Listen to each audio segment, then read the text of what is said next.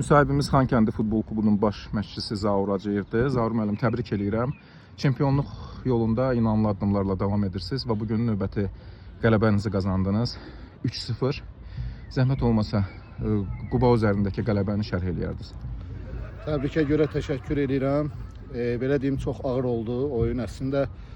Biz belə də gözləyirdik, çünki mən əvvəllər də qeyd eləmişdim ki, altılıq oyunları ümumiyyətlə çətin olacaq. Yəni rəqibləri küçümsəmək olmaz.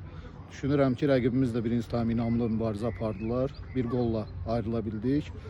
İkinci dövrədə isə sarı kartlı oyunçumuz var idi. Həmçinin də biraz taktiki dəyişikliyə ehtiyac oldu. Və bu uğurlu alındı. 3-0 hesabı ilə qalib gəldik. Hər halda komandanı təbrik edirəm. Futbolçuların və rəhbərliyi hər kəs təbrik edirəm. Aydındır. Sizi daha 2 oyun gözləyir. Yəni çempionluq demək hələ tezdir məncə. 2 oyun gözləyir və sizinlə komanda ilə oyuna, Xankəndi komandasının oyuna hər bir komanda sanki bir final oyununa çıxırlar. Yəni yerindən asılı olmayaraq. Şirvan və Şəmkir. Yəni bu rəqiblər haqqında nə deyə bilərsiniz?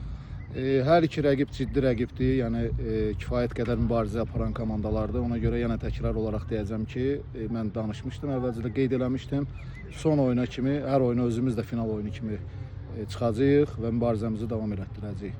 Düşünürəm ki, uğurlu nəticə əldə edəcəyik komanda olaraq. Onda sonuncu sualımı da verim. Bugün özünüz də qeyd elədiniz, qırmızı kart səbəbilə 2 aparıcı futbolçulardan iştirak etmirdilər və məcbur taktiki dəyişiklik etdiniz. Oyuna necə təsir göstərdi? Yəni yəqin ki, razısınız yoxsa? Əlbəttə, yəni ki, istər-istəməz rəqib daha çox oturmuş müdafiəyə müraciət edirdi. Yəni 5-3-2 sistemində öndə çoxalmaqda əziyyət çəkirdik.